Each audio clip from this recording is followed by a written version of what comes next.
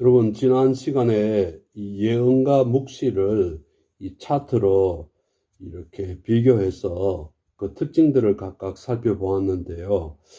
물론 이제 본문을 볼 때, 예언과 묵시의 경계가 모호한 부분들도 있을 것입니다. 그러나 다시 한번 강조합니다. 일단은 특징들을 구분해 놓고 보면 판단하는 데 좀 도움이 될 것 분명히 도움이 될 것입니다. 예언은 죄로부터 회개, 묵시는 죄가 너무 커서 파멸은 불가피하다라고 선포하는 내용, 또 예언은 악한 백성에 대해 하나님은 기뻐하지 않는다는 것과 묵시는 악에 대하여 하나님은 기뻐하지 아니하는데 하나님은 개입을 원한다는 것을 강조하는 거예요. 그리고 또 예언은 이 하나님의 백성이 회개할 것을 요구하지만은 회개에 따라서 하나님의 행동이 바뀌어질 수도 있다는 것을 지난번에 말씀드렸고요. 묵시는 신실한 남은 자들이 인내할 것을 요구하는 내용이 주된 내용으로 자리를 잡고 있다는 것입니다. 그리고 예언은 자연 또는 인간 수단을 통한 하나님의 개입을 이야기하지만은, 그러니까 예언도 하나님의 개입이 나와요.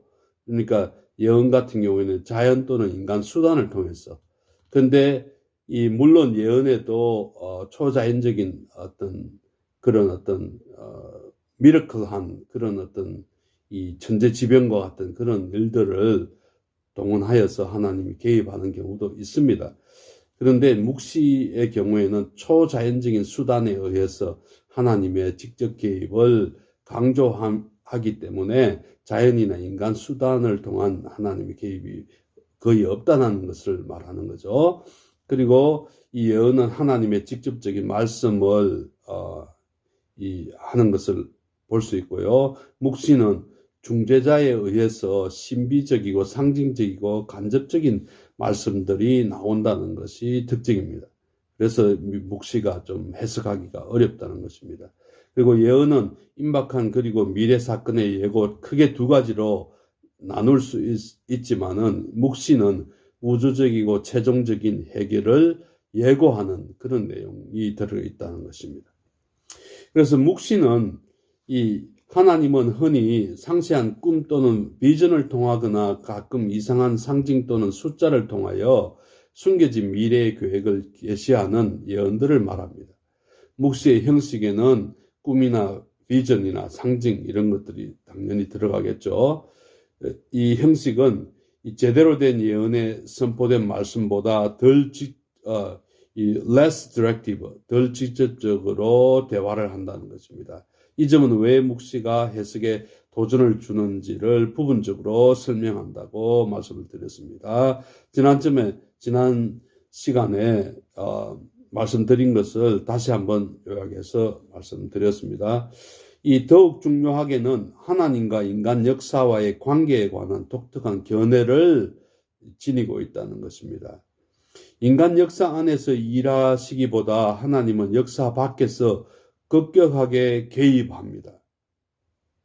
이러한 사실 배후에는 이스라엘 사람들 가운데 심각한 종교적 위기가 있었습니다.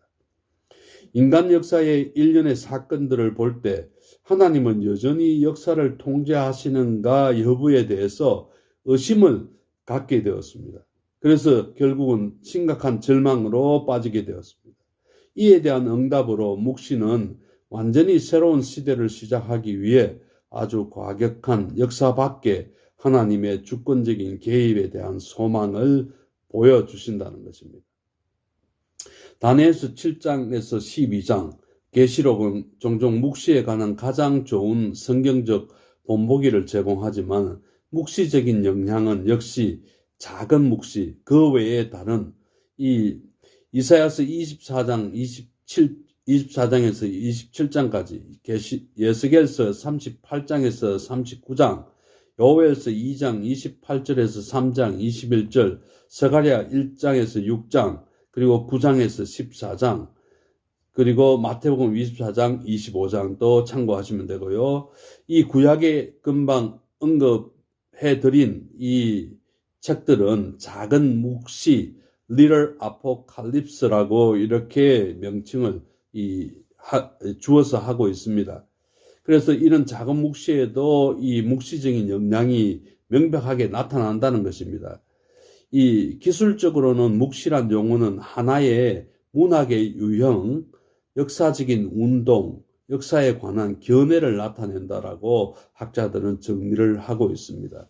그러니까 역사의 문학적인 유형으로도 보고 또 역사의 운동 중에 하나로 본다는 것입니다. 그리고 역사에 관한 견해, 독특한 견해를 나타내고 있다라고 묵시에 대해서 정의를 하는데요.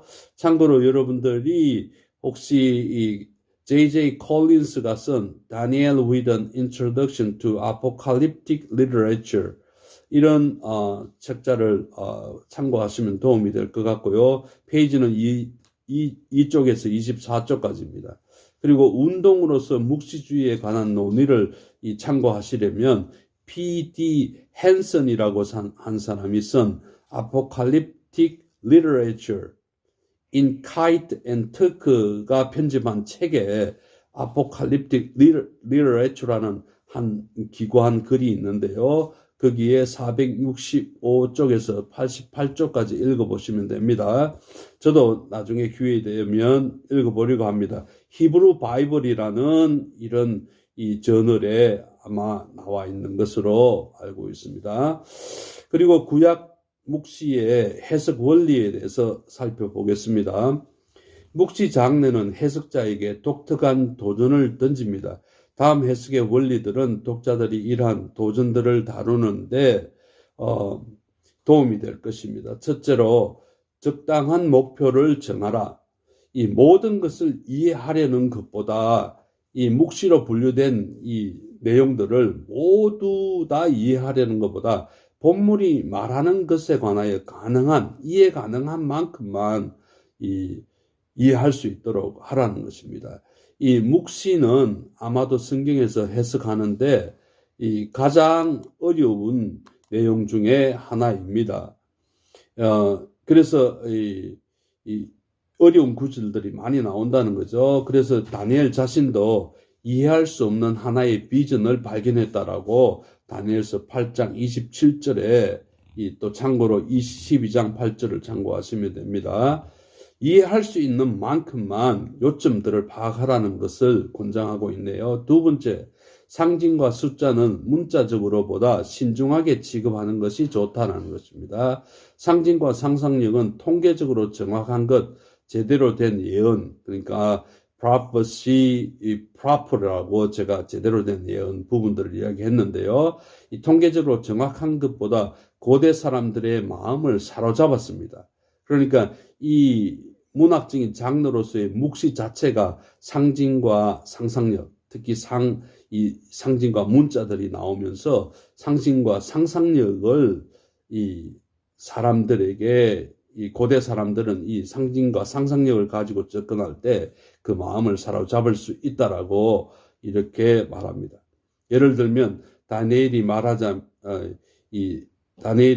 다니엘서 7장에 있는 4개의 포도송이를 보는 것보다 4마리의 짐승을 본다라고 하는 것이 더 중요하다는 것입니다. 그들은 세상을 유린하려고 위협하는 4개의 왕국을 상징합니다. 17절에. 그리고 그 짐승의 은유는 함축하는 것을 상상해 보아야 됩니다. 다니엘서가 제국들에 관하여 어떻게 생각하고 느끼는지를 보여줍니다. 하지만 첫 번째는 사자, 두 번째는 곰 등등 이러한 사실에서 어떤 것을 창의적으로 만들어낼 필요는 없다는 것입니다. 같은 이유에 의해서 다니엘서 9장 24절 27절에서 7의 다양한 집단은 실제로 이 7년 그러니까 윅스라고 되어 있는데 이 7년 기간의 집단이라기보다 길든 짧든 완전한 기간을 아마도 나타낸다고 보면 됩니다. 독자들이 상징적 의미를 이해하기 위하여서 성경의 상징과 숫자에 관한 이 성경사전과 백과사전을 참고하는 것을 권합니다. 이 다니엘서 이 부분들을 상당히 관심을 많이 가지고 깊이 공부한 분들이 정리해 놓은 것도 제가 있다라고 알고 있는데요. 상당히 이해하기가 난해합니다. 그리고 이 기본서에서는 이 인트로덕션 수준의 이 해석학에서는 7년이라는 기간에 집단이라기보다 길든 짧든 완전한 기간을 나타낸다 정도로 이해하고 넘어가는 것이 좋다는 것입니다. 무엇보다도 상징의 은유적이고 정서적인 함축 의미를 곰곰이 생각할 필요가 있습니다. 예를 들면 제국들을 짐승으로 그림으로써 만들어지는 수사학적인 세상과, 그러니까 다니엘이 짐승으로 이렇게 묘사한 것들, 이 제국들의 모습들, 이런 수사학적인, 이 상상력을 동원한 수사학적인 이런 세상과 이 하늘 구름을 타고 오는 인자 같은 이라고 하는 것을 대조할 필요가 있다는 것입니다. 수사학적으로 볼 때 이 제국들의 모습과 하늘 구름을 타고 오는 인자 같은 이를 비교를 해서 후자를 좀 더 강조하는 그런 부분이 있다는 것을 말하는 것입니다. 다니엘서 7장 13절입니다. 세 번째로 구약의 묵시를 신약의 묵시 즉 마태복음 24장과 계시록과 연관하여서 읽어볼 필요가 있습니다. 신약의 것들은 이전의 예언들의 성취 또는 예고에 대한 보충을 나타낼 것입니다. 제가 이 번역을 해서 여러분들에게 저의 경험을 동원해서 이해할 수 있는 내용으로 이 해설하는 이 해석학 교재는 이 3번의 원리 부분에 있어서도 적절한 제안을 합니다. 이 구약의 묵시와 신약의 묵시의 관계를 일단 신약의 묵시들은 특히 마태복음 24장의 일부분과 계시록은 이 구약의 예언들의 성취 또는 예고에 대한 보충을 나타내는 기능을 하고 있다고 보는 것입니다. 그리고 네 번째로 이 선지자의 청중에 대한 목회적 관심을 관찰하라는 것입니다. 위에서 보았듯이 묵시의 뿌리는 역사에 대한 하나님의 지배에 관한 이스라엘의 믿음의 위기가 찾아왔다는 데서 출발합니다. 고로 주요한 목적은 고난당하는 신자들을 권면하는 것입니다. 예를 들면 다니엘은 신자들이 예를 들면 이스라엘의 믿음의 사람들을 말하는 거겠죠. 다니엘은 신자들이 역사의 마지막 왕국의 통치를 즐기기 위하여 현재의 고난 중에 생존할 것이라고 거듭 강조합니다. 7장 18절, 21절, 22절, 27절, 8장 25절, 참고로 12장 1절과 4절. 다니엘은 외국의 통치 아래 고난을 겪고 있는 유대인들을 격려하려고 그렇게 했다는 것입니다. 다니엘서에서 볼 수 있는 것처럼 이 마지막 왕국에 대한 어떤 이미지, 어떤 컨셉, 이런 것들은 구약에 있었다는 것을 여기에서 알 수 있습니다. 그리고 그런데 구약에 있는 마지막 왕국에 대한 것들을 해설을 할 때 이 신약에서처럼 이렇게 이 예수 그리스도를 통해서 드러난 마지막 왕국의 모습들을 가지고 모든 것들이 다 나올 것이라고 기대를 해서는 아니 됩니다. 구약의 어떤 이 진술의 목적이나 초점이 사실은 그러한 점에 묵시 부분에서 나오기 때문에 그러합니다. 물론 그 외에도 이 하나님 왕국과 관련해서 구약의 본문들은 많이 있지만은 그 부분들은 사실은 이 메시아닉 패시지라 해가지고 메시아와 연관된 구약의 본문들을 별도로 다루듯이 구약 신학을 공부하는 사람들이 별도로 다룬 책들을 한번 참고해 볼 필요가 있습니다. 상당히 이슈가 많이 있다는 뜻입니다. 그리고 다섯 번째로 궁극적으로 이 해석자는 주요 요점을 결정하기 위하여 상세 내용을 넘어서야 합니다. 핵심적인 이 질문은 전체로 볼 때 본문은 무엇에 관한 것인가? 성전들, 제국들의 희생자들에 관하여 무엇이라고 말하는가? 다니엘의 짐승들과 주간, 윅스라고 하는 표현이 나오는데요. 주간들에 관하여 이해할 것은 하나님은 압제하는 제국을 혐오하시고 그들의 멸망을 계획하시고 자신의 백성의 고뇌를 끝낼 것이라는 사실입니다. 유사하게 스가랴는 역사상 모든 이스라엘 적들 앞에서 예루살렘과 유다에 대한 옹호, 여기 구약에서 자주 등장하는 이 표현이 선지자 개인에게도 그렇고 민족 이스라엘과 예루살렘에 대해서도 vindication이라는 말을 많이 사용하게 됩니다. 때로는 정당성이라고 말하기도 하고요. 때로는 이렇게 옹호한다. 그러니까 이 이스라엘이나 예루살렘과 유다에 대한 주장들이 옳다라고 하는 것들을 강조한다는 것입니다. 스가랴서 12장에서 14장 내용입니다. 그리고 여섯 번째로요, 적용은 본문의 주요 요점에서 도출하여야 합니다.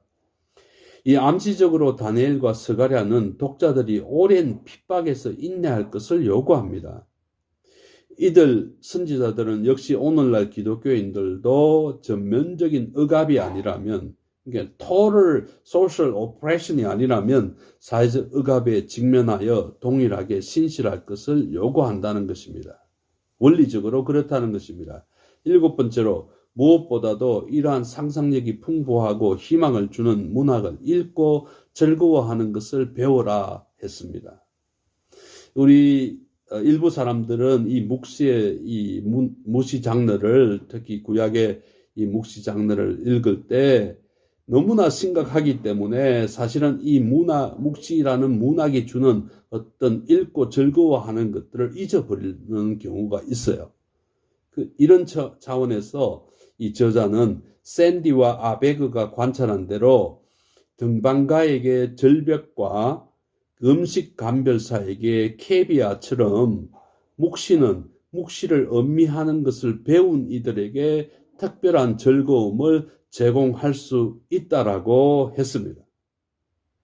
문학으로서 성경을 볼 때 이러한 아름다움이나 즐거움을 말할 수 있다라는 것입니다. 물론 제가 금방 사용한 문학으로서 성경을 볼 때 비평주의 학자들이 또 주장한 그런 접근하는 방법들이 많이 오버랩되기 때문에 조심스럽지만은 이 원리 차원에서 말씀드린 것입니다. 그래서 묵시를 음미하는 것도 이렇게 묵시로서의 장르의 특징을 잘 이해하고 접근하면 굉장히 즐겁게 읽을 수 있고, 우선 즐겁게 읽을 수 있어야지 아마 이해하는 데도 도움이 될 것이라고 봅니다. 그리고 오늘 이 시간이 좀 별로 남지 않았지만은 이 지혜 이 문헌에 대해서 오늘 또 들어가고자 합니다. 이 구약의 지혜 문헌도 선지 예언, 그러니까 예언 못지않게 굉장히 상당한 의미를 가지고 있고 때로는 어렵기도 합니다. 이 지혜의 시들에 관한 앞의 논의를 통하여서 고대 이스라엘의 교육자라고 educator 혹은 소위 지혜교사, wisdom teacher라고 하는데요. 지혜교사들을 소개했습니다. 그래서 이 성경의 이 군대 보면 지혜교사의 존재에 대해서 의식을 하고 말하는 구절들이 많이 있어요. 여기에 구약 지혜 문학의 많은 장르, 곧 잠언, 욥기, 전도서를 포함한 더 큰 범주를 검토하고자 합니다. 독자들은 지혜 사상의 뿌리는 창조 신학에 있다는 점을 기억해야 합니다. 이것을 정말 강조하고 싶군요. 이 욥기나 잠언이나 전도서를 읽을 때 이 창조 신학에서 지혜 사상이 뿌리가 있다는 것을 기억하면 갑자기 창조에 관한 본문들의 이야기들이 나올 때 당황하지 않을 것입니다. 사람은 하나님의 계시를 받았을까 아니라 하나님께서 창조하신 세상에서 일상적인 삶 중에 무엇이 제대로 돌아가고 혹은 무엇이 실패하게 되는가에 관해서 관찰하는 것들을 기록함으로써 지혜를 얻는다고 하는 이 정의가 굉장히 중요합니다. 창조에 근거한 지혜는 간접적이고 제한된 형태의 계시를 제공합니다. 지혜의 원리들은 하나님의 비밀스러운 자유, 예를 들면 욥기에서 보면 욥은 고난의 부당함을 주장한 것은 옳지만은 창조자의 일을 다 알 수 없다라고 마지막 부분에 말씀을 하십니다. 자신의 잘못으로 고난을 당한 것은 아니어서 욥의 주장의 정당성을 인정받았지만은 하나님의 창조의 일을 다 알 수 없듯이, 그래서 여기에 이 지혜의 원리들을 하나님의 비밀스러운 자유의 예로서 욥기를 지금 말하고 있는 것입니다. 고난에 관한 모든 일을 다 알 수 없다는 것입니다. 비밀스러운 자유라는 이 하나님의 어떤 행동이 있기 때문에 이 지혜의 원리들이 거기에 근거하고 있다는 것입니다. 그리고 실제로 욥은 하늘에서 일어난 사탄과의 하나님 사이에 일어난 일에 대해서 사실은 모르고 있다는 것을 우리는 본문을 통해서 알 수 있습니다. 하나님의 자유로운 비밀스러운 자유 혹은 다른 직접적인 계시를 가르침으로써 이 지혜의 원리들이 중단이 될 수도 있기 때문에 임시적이라고 보는 것이 맞습니다. 게다가 이 지혜의 원리들을 엄격하게 적용하기보다도 이 우선순위에 있어서 나중에 이 드러난 직접적인 계시나 이런 어떤 이 하나님의 비밀스러운 자유가 드러났을 때는 이 앞에 지혜의 원리들이 이렇게 중단될 수도 있다는 그런 성격을 말하는 것입니다. 게다가 구약의 지혜는 삶에 관한 아주 다른 관점을 제공합니다. 예를 들면 아주 확실성을 말하는 자문과 고집스러울 정도의 회의로 가득 찬 이 전도서의 극명한 대조, 이로써 이러한 책들을 정경적으로 읽는 것이 가장 좋다라고 합니다. 성경적인 지혜를 몇 개의 관점으로 생각함으로써 완전한 무지개를 본다는 것입니다. 마지막으로 문학적인 성격은 이전에 다뤘던 시와 서술 둘로 해석하기 위해 원리들을 적용할 것을 요구합니다. 이 점을 이해하기 위하여 병행법의 역동성, 은유들의 의미, 드라마, 성격 묘사, 각본 등을 교묘하게 사용함에 대하여 주의하여 알아내려고 애써야 합니다. 알트라고 하는 The Art of Biblical Poetry를 쓴 이 저자는 이 경고를 이렇게 합니다. 지혜문학의 교묘한 문학적 기술은 우리가 훌륭한 독자가 아니라면, 훌륭한 해석자가 아니라면 앞에 말한 여러 가지 살펴보아야 될 것을 정확하게 살펴보지 않는다면 지혜자가 말하는 것들의 요점을 반드시 받아들이지 않게 할 것이라는 이러한 특성을 가지고 있다고 합니다. 조금 어려워졌지만은 지혜문학의 유형에 대해서 잠언 부분부터 다음 시간에 좀 더 살펴보겠습니다. 여러분들 일주일 동안 즐겁게 지내시고요. 또 건강에 주의하시고 다음 시간에 또 열심히 또 학습을 또 같이 하게 되는 기회를 가질 수 있기를 바랍니다. 안녕히 계십시오.